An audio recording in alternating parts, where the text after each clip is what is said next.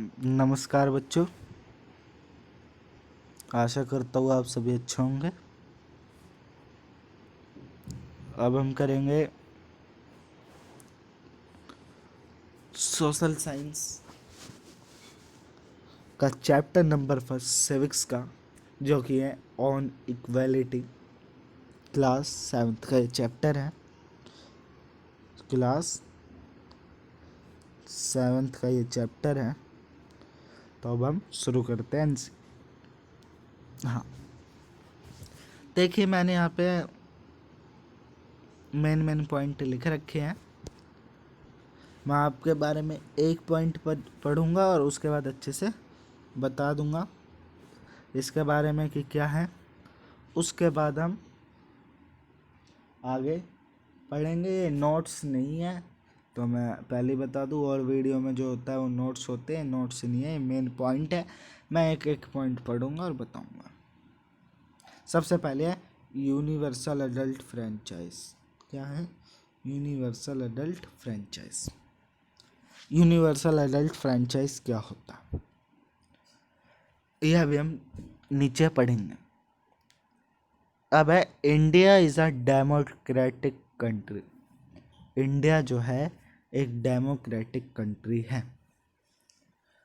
सबसे पहले democratic country होती क्या? डेमोक्रेटिक कंट्री वो कंट्री होती है जिसके अंदर कॉन्स्टिट्यूशन हो, मीन्स संविधान हो, और कॉन्स्टिट्यूशन से ही वहाँ पे सब अच्छे से चले। इसके बाद है universal adult franchise. Universal adult franchise एक बहुत अच्छी पॉलिसी है जो कि हर एक डेमोक्रेटिक कंट्री में जनरली होती है, और ये लोगों को अपना अलग अलग अधिकार दिलाती है, अलग अलग राइट्स दिलाती है। यूनिवर्सल अडल्ट फ्रेंचाइज में फर्स्ट बात यह है कि आफ्टर 18 ईयर, मतलब 18 साल के बाद आपके पास राइट देने का, वोट, राइट टू वोट होता है। मतलब आपके पास राइट होता है वोट देने का। इसके बाद है 18 साल के बाद इसी यूनिवर्सल एडल्ट फ्रेंचाइज के अंतर्गत, मतलब इसी के ही साथ आपको 18 साल बाद लाइसेंस भी मिलता है।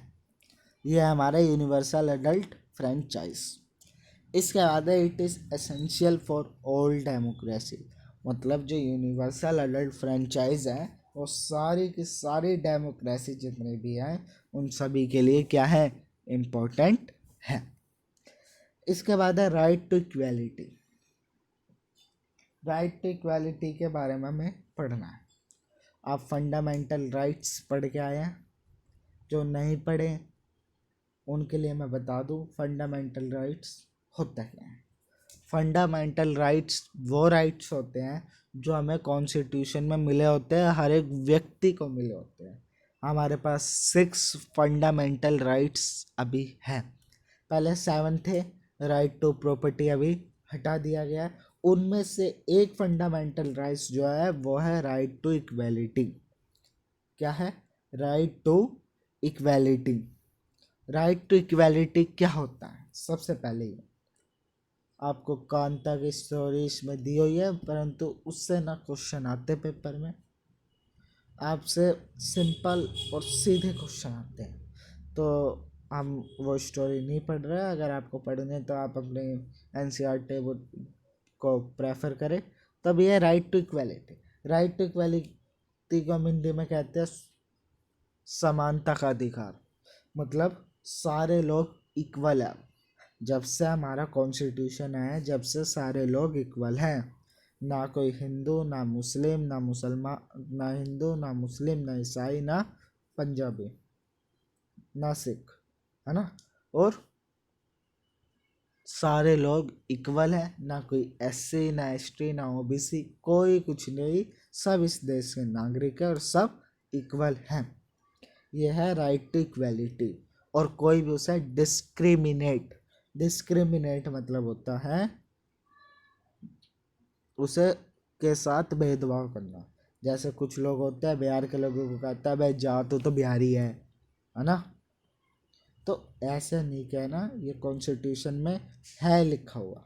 राइट टू इक्वालिटी, कोई किसी को डिस्क्रिमिनेट नहीं कर सकता, कोई किसी को इक्वालिटी के रूप में ही देखेगा, कोई किसी को डिस्क्रिमिनेट नहीं कर सकता या इनइक्वल नहीं कह सकता। कोई क्या है कि मैं ब्राह्मण हूँ तो क्षत्रिय है, ये सब नहीं हो सकते। इंडियन कास्ट सिस्टम था पहले, इसके बारे में हम अभी चैप्टर के बीच में अभी पढ़ेंगे।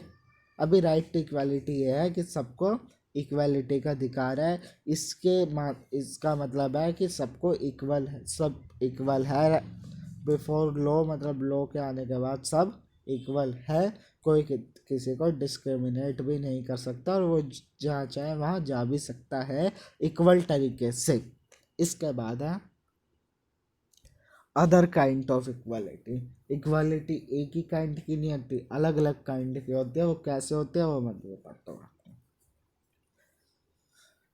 इंडियन कास्ट सिस्टम, सबसे पहले हमें ये पॉइंट है, सबसे पहले हम पढ़ेंगे इंडियन कास्ट सिस्टम क्या होता है। इंडियन कास्ट सिस्टम एक पुराना कास्ट सिस्टम था जिसमें लोगों को 4 चीज़ों में बांटा गया था। ब्राह्मण, क्षत्रिय, शूद्र। ब्राह्मण जैसे ब्राह्मण पंडित लोग ये सब, क्षत्रिय मतलब राजा महाराजा, शूद्र मतलब साफ सफाई का, शूद्र मतलब नॉर्मल लोग जो राजा से भी नीचे होते थे, प्रजा टाइप, और वैश्य मतलब जो सबसे गए गुजरे होते थे पहले के टाइम में, जो कि साफ सफाई ही करते थे और बस उनका काम यही था कि वो सारे गंदे काम, नीचे के काम, साफ सफाई के ही काम करेंगे। ना उन्हें नौकरी करने का अधिकार था, ना कुछ करने का अधिकार था। अब सेकंड ये था इंडियन कास्ट सिस्टम। पहले के टाइम में इक्वालिटी नहीं थी, परंतु जब से हमारा संविधान आया है, जब से कॉन्स्टिट्यूशन आया है, जब से हमें इक्वालिटी मिलने लगी है। इसके बाद है urban and rural difference Indian. मतलब आपने देखा होगा अर्बन के लोग मतलब शहर के लोग में कुछ अलग डिफरेंस होता है इंडियन में, और रूरल के में अलग होता है। रूरल पुराने तौर तरीके से चलते हैं, अर्बन अर्बन नए तौर तरीके से चलते हैं। आपको डिफरेंस पता है, आप गांव में जाते होंगे, दिल्ली में रहते हैं आप, दोनों के लोगों में डिफरेंस देख सकते हैं। वहाँ के लोग आपके कितने अच्छे से खातिरदारी करते हैं, आपको कितना अच्छे से देखते हैं, परंतु आप उनके घर चले जाओ तो फिर वो आपके घर आ जाए तो आपको पता है कि कब जाएगा, ये है। तो ये गांव के और शहर के लोगों के अंदर डिफरेंस है अभी है। अब आगे वाले टाइम में मुझे पता नहीं हो ना हो। हाँ, इसके बाद है दलित। अब दलित दलित क्या होता है? पहले के टाइम में, अब भी दलितों का नाम आपने सुना होगा, अखबारों में आता है, न्यूज़ चैनलों पे आता है। दलित वो लोग होते हैं जो निचले वर्ग के हैं, मतलब जिनकी इनकम इतनी ज़्यादा नहीं है और जिन्हें पहले इंडियन कास्ट सिस्टम के टाइम पर दबाया गया। जिन्हें पहले के टाइम इंडियन कास्ट सिस्टम के टाइम पर उन्हें दबाया गया, उन्हें नौकरी नहीं थी, उन्हें पढ़ाया लिखाया नहीं गया, जैसे एससी और एसटी ओबीसी के लोग, इन्हें हम कहते हैं दलित।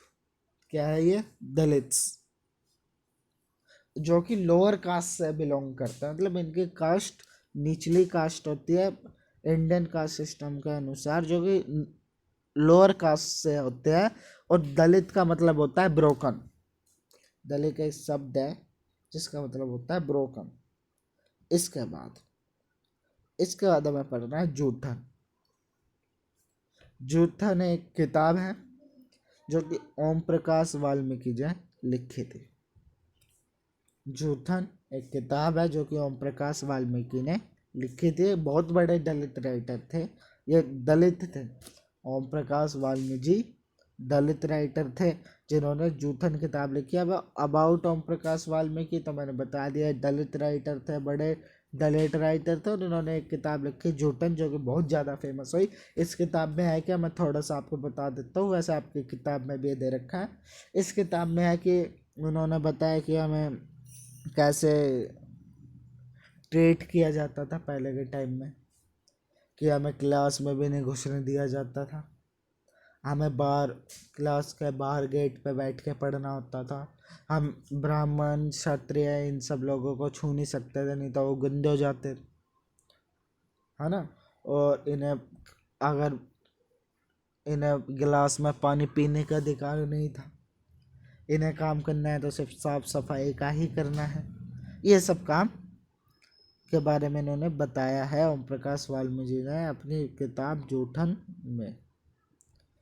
इसके बाद है 1950 से 2013 तक, ये लिविंग पीरियड है, मतलब इतने साल ओम प्रकाश वाल्मीकि जिए। और इन्होंने अपनी एक ऑटोबायोग्राफी लिखी थी जिसका नाम जूठन है। जो ऑटोबायोग्राफी है ओम प्रकाश वाल्मीकि की, उसी का ही नाम जूठन है।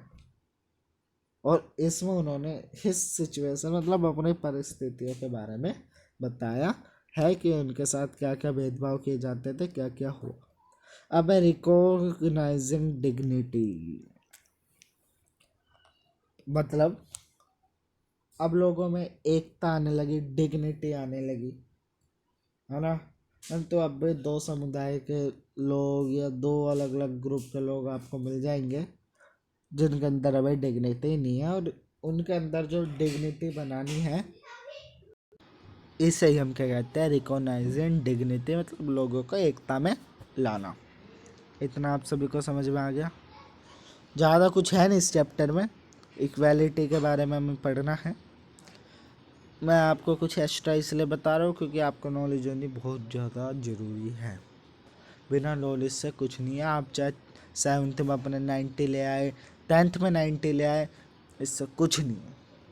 सबसे ज़्यादा है नॉलेज, तो नॉलेज अपनी बढ़ाओ।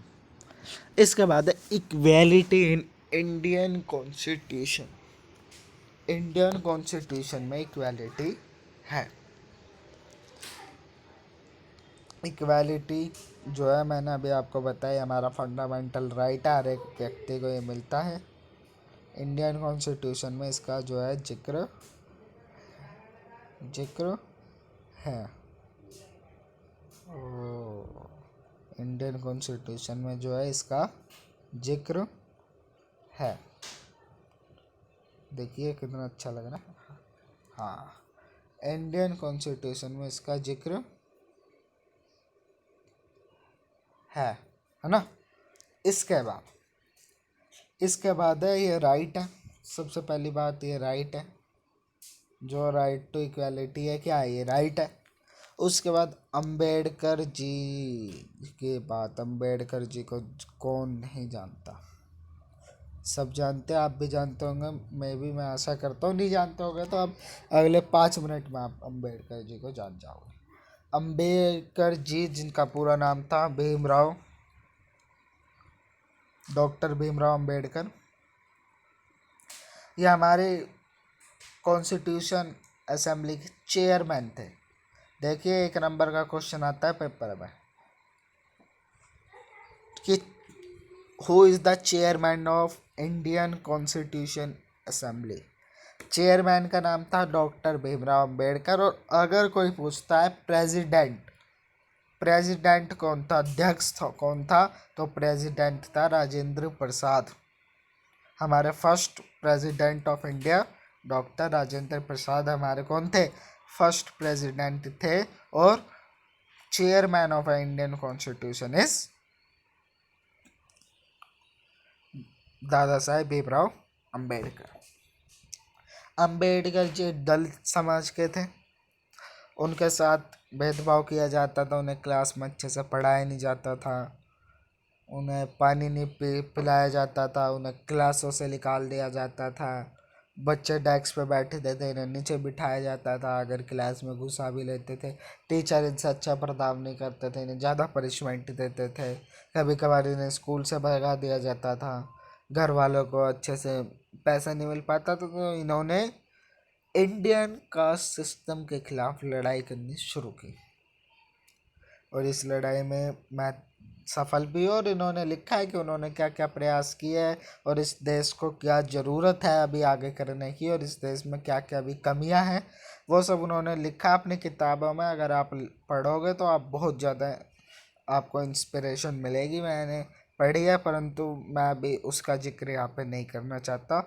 और उन्होंने इंडियन कॉन्स्टिट्यूशन असेंबली बनाई थी, उसमें उनका भरपूर योगदान था और वो कॉन्स्टिट्यूशन असेंबली के चेयरमैन भी थे जिन्होंने कॉन्स्टिट्यूशन असेंबली बनाई थी। और 299 लोगों ने हमारा कॉन्स्टिट्यूशन तैयार किया था 2 साल 11 महीने 18 दिन में। सॉरी 1 साल या 2 साल ऐसी है, मैं कंफ्यूज हो गया थोड़ा। इतने दिन में हमारा कॉन्स्टिट्यूशन बन के रेडी हो गया था। और इस कॉन्स्टिट्यूशन के चेयरमैन थे दादा साहेब भीमराव अम्बेडकर, जो कि दलित फैमिली से बिलोंग करते थे। इनका अभी ये जीवित है नहीं।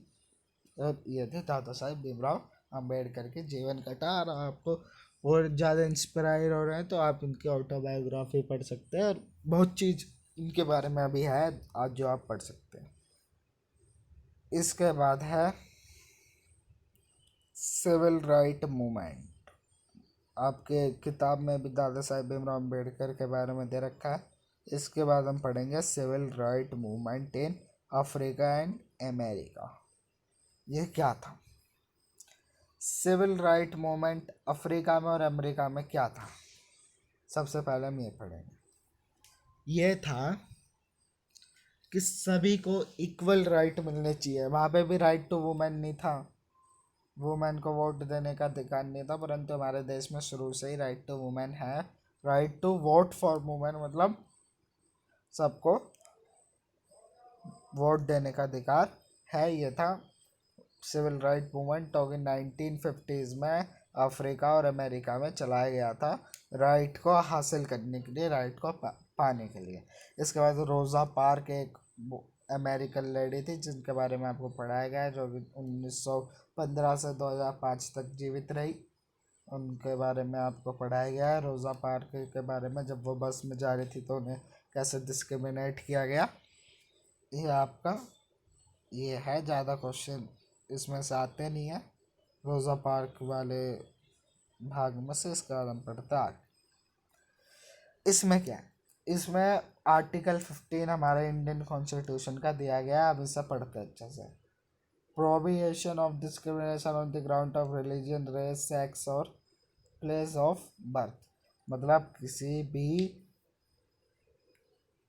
व्यक्ति को हम उसके जेंडर पे, सॉरी रिलीजन पे, रेस पे मतलब उसके कि वो निचली कास्ट का है ऊंची कास्ट का है उस पे, कास्ट पे, सेक्स मतलब जेंडर पे, और प्लेस और बर्थ मतलब उसके बर्थ प्लेस पे हम उसे नहीं चिढ़ा सकते हैं या डिस्क्रिमिनेट भी नहीं कर सकते हैं। इसके बाद scale shall not be discriminate against any citizen और ground only or religion, race, caste, sex, place of birth और एनी ऑफ। इसका मतलब है कि हम किसी भी स्टेट के लोग या किसी भी कंट्री के लोग को जो क्या डेमोक्रेटिक है या किसी भी विलेज के लोगों को हम उनके रिलीजन के बेस पे या किसी के भी बेस में हम उसे डिस्क्रिमिनेट नहीं कर सकते। आर्टिकल 15 में दे रखा है। और उसके बाद दे रखा है कोई भी सिटीज़न जो है वो जो है रिलीजन और इन सब के बेस पे जो है कभी भी किसी भी कंडीशन में, जैसे शॉप, पब्लिक, रेस्टोरेंट्स, होटल, इन सब पे भी उसे डिस्क्रिमिनेट नहीं किया जाएगा। उसके बाद जैसे वेल हो गई, टैंक हो गए, बाथिंग घाट हो गए, रोड्स हो गए, पब्लिक प्लेस हो गई, रिजॉर्ट हो गए, तो इन सब में भी उसे डिस्क्रिमिनेट अच्छे से नहीं किया जाएगा। ये आर्टिकल 15 हमारा कॉन्स्टिट्यूशन का कहता है। अब चैलेंज ऑफ डेमोक्रेसी। डेमोक्रेसी का क्या क्या चैलेंज है तो ये आपको सभी को पता है। इलेक्शन होने चाहिए। इलेक्शन क्या होते हैं आपको पता है। सबसे पहले डेमोक्रेसी का चैलेंज ये है कि सबको फंडामेंटल राइट्स होने चाहिए, इक्वालिटी होनी चाहिए, और इक्वालिटी सबसे बड़ा चैलेंज है डेमोक्रेसी में। बस हमारा चैप्टर था। You have reach the end of document, मतलब हमारा चैप्टर हो गया यहाँ पर समाप्त। क्या समाप्त, हमारा चैप्टर यहाँ पर हो गया। अगर आपको ये वीडियो अच्छी लगी हो तो लाइक करें, शेयर करें, सब्सक्राइब करें। हमारा पूरा जो भी इसमें था इस चैप्टर में हमने पूरा अच्छे से पढ़ लिया। आप एनसीईआरटी क्वेश्चन खुद सॉल्व करें। अगर आप कहोगे एनसीईआरटी क्वेश्चन पे अगर वीडियो बनाने के लिए, तो हम अगले वीडियो में उसे ज़रूर करेंगे। अगर आपको कोई भी दिक्कत हो तो कमेंट करें, हम इसे ही उत्तर देंगे या फिर अगली वीडियो में सम्मिलित करेंगे। हाँ, अगर आपको ये वीडियो अच्छी लगे तो बिना देखे मत जाना, लाइक ज़रूर करना और सब्सक्राइब भी करना। धन्यवाद। जय हिंद, जय भारत, जय माँ भारती।